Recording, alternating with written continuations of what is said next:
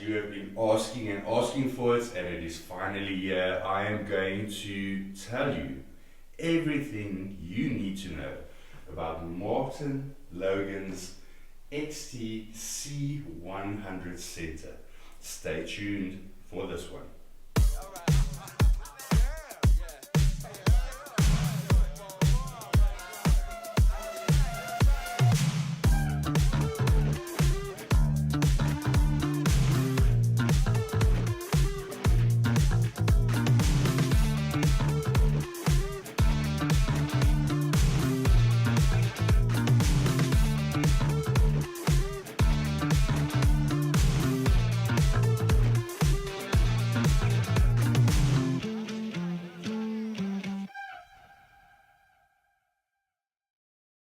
Hi everybody, welcome back to the channel.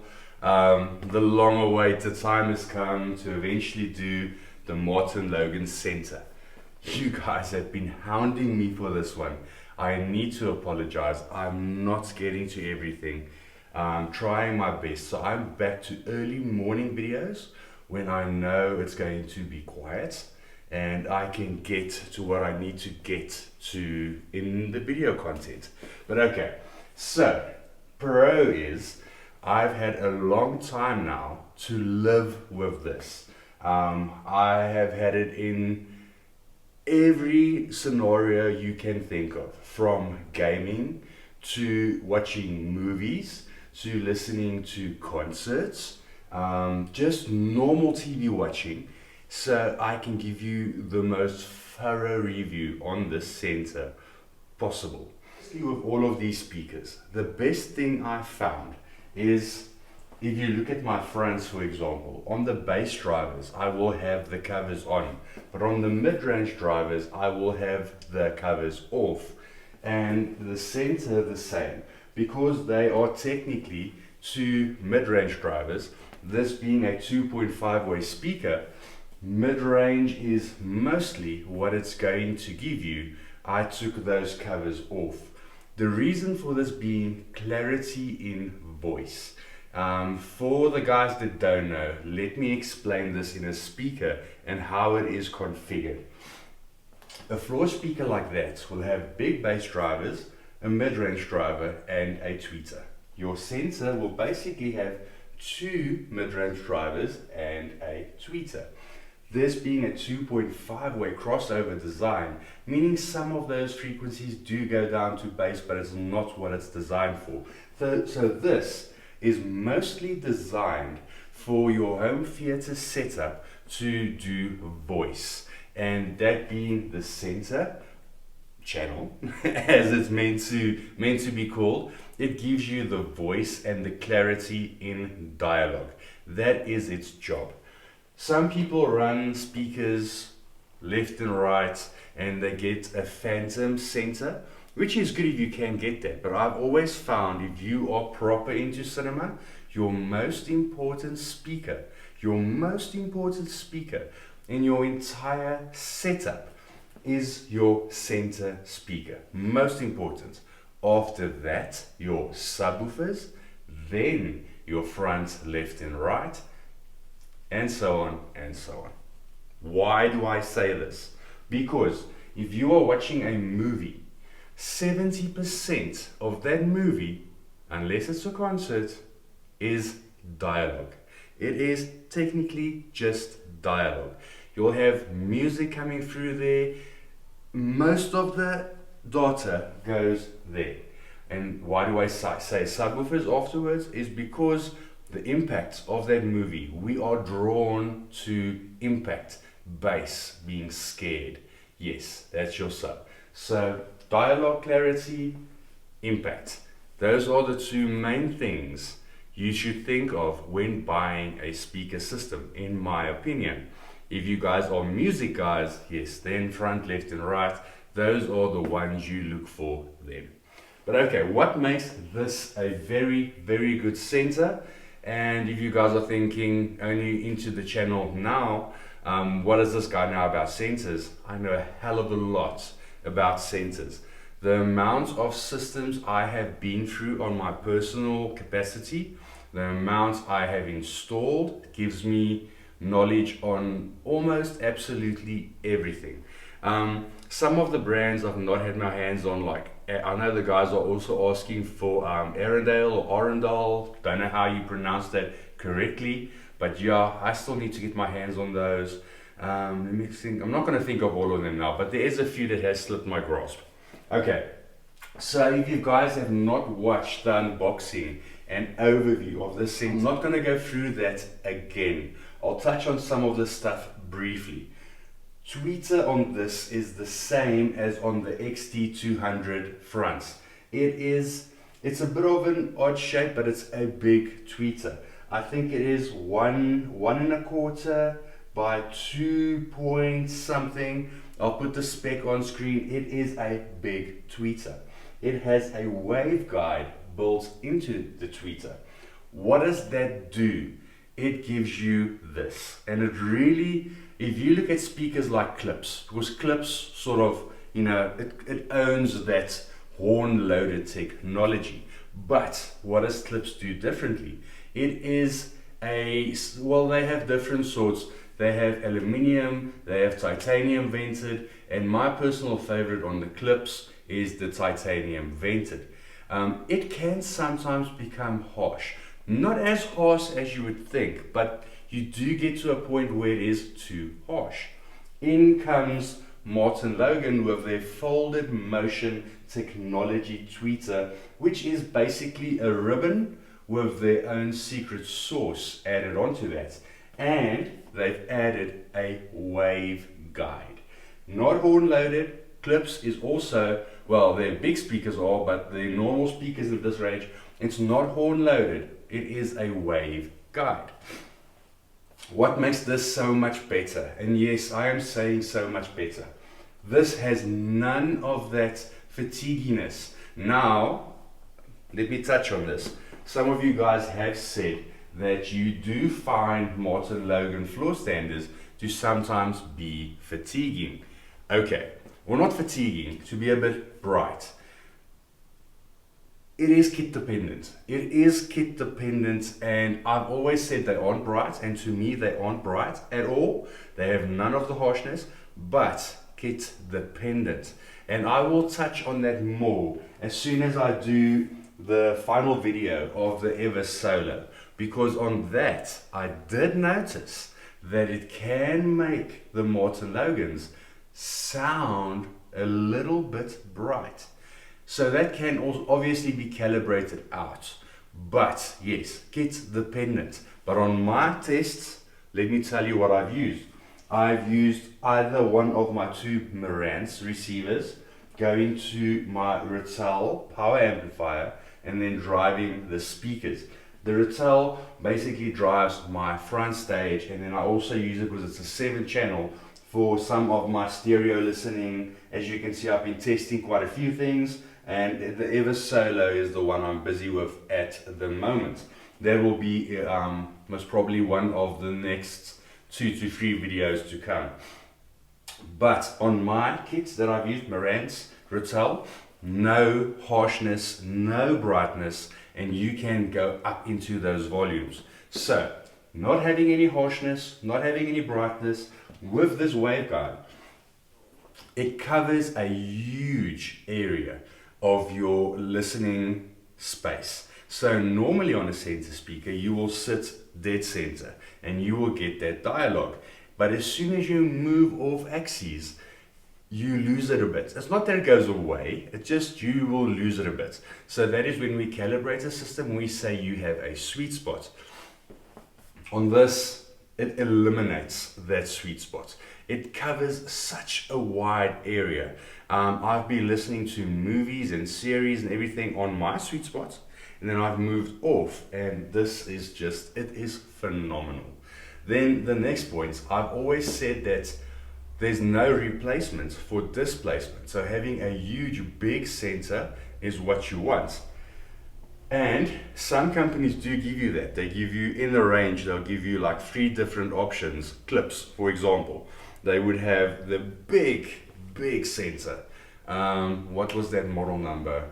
It was the RF, The big speakers were RF7 and it was the RC64 or 63, one of those.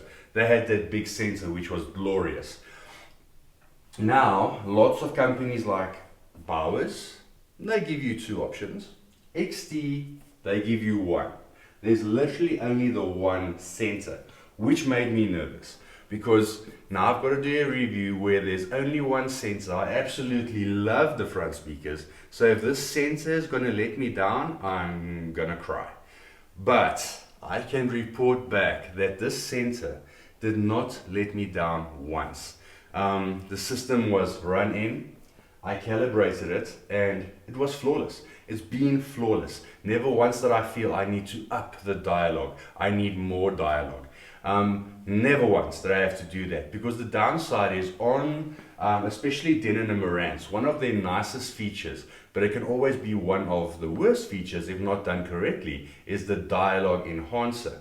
If you ever do use that, only use it on a low setting, because what it does, it really ups those frequencies on that center. So then, yes, it can become harsh. Did I test it on this? No, because I did not need to. This sensor was clear, detailed, impactful. Everything was just where it needed to be all of the time. Okay, so the other nice thing about this sensor is the option that you have to rotate this. Yes, you can rotate it.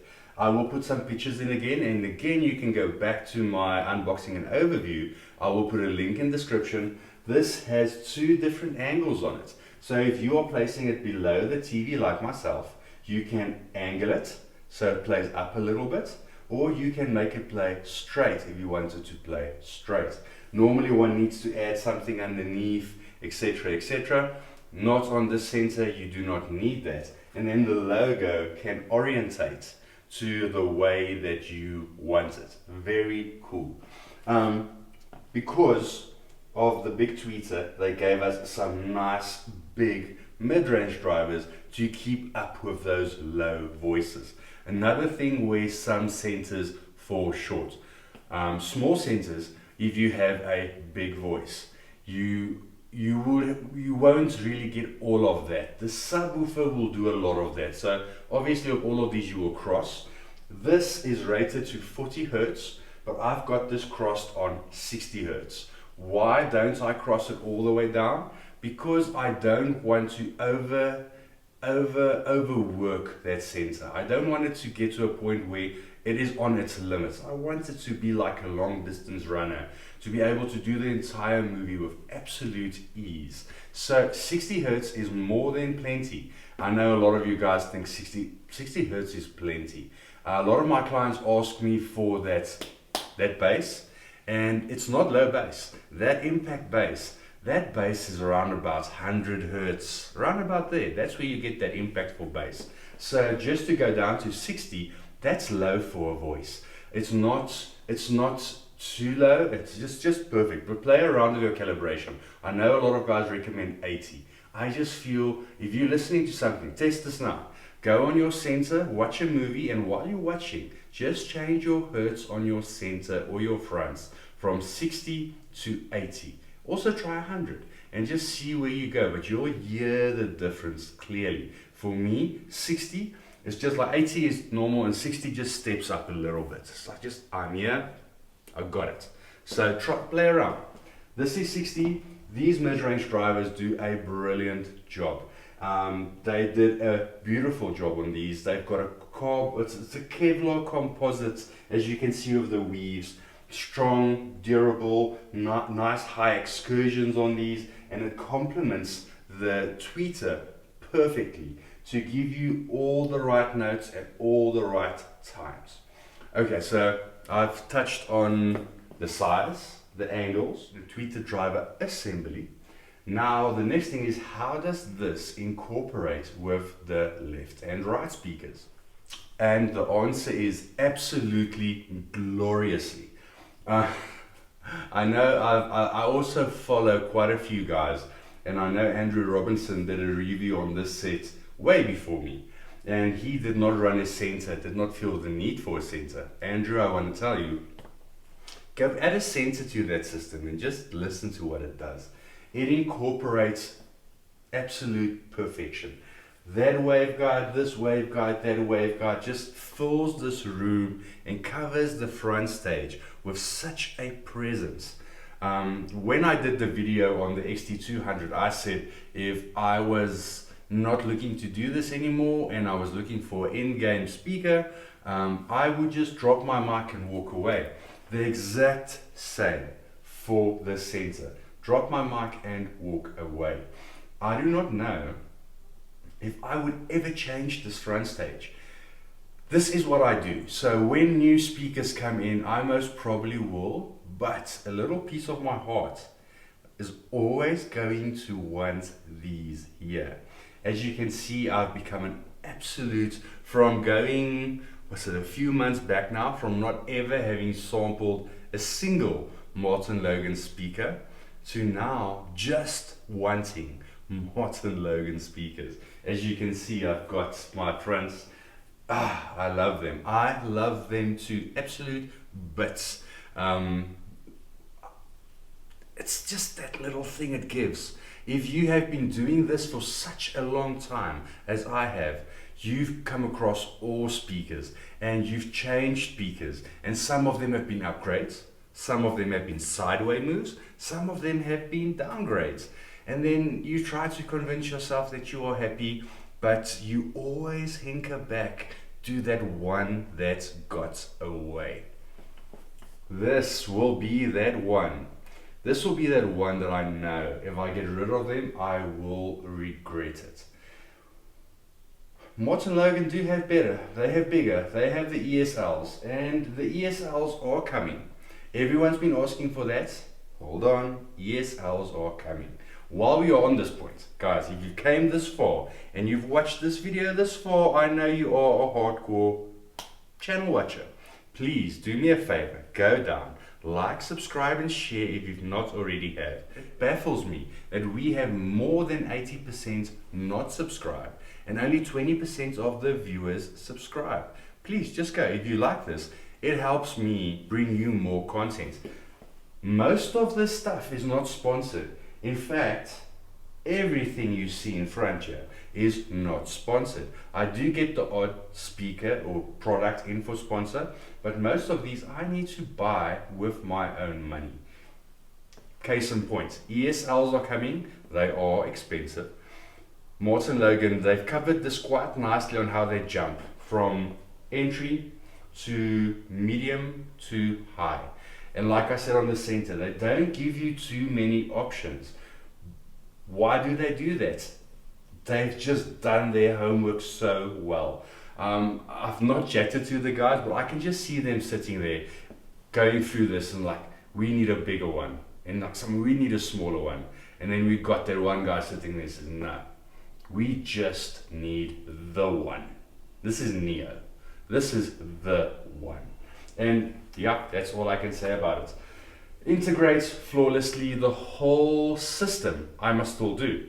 Almost gave it away, how about the whole system? But I must still do the entire system and take you through that. It is all set up. It is working. I will do the surrounds next. But let's just get through the center speaker first.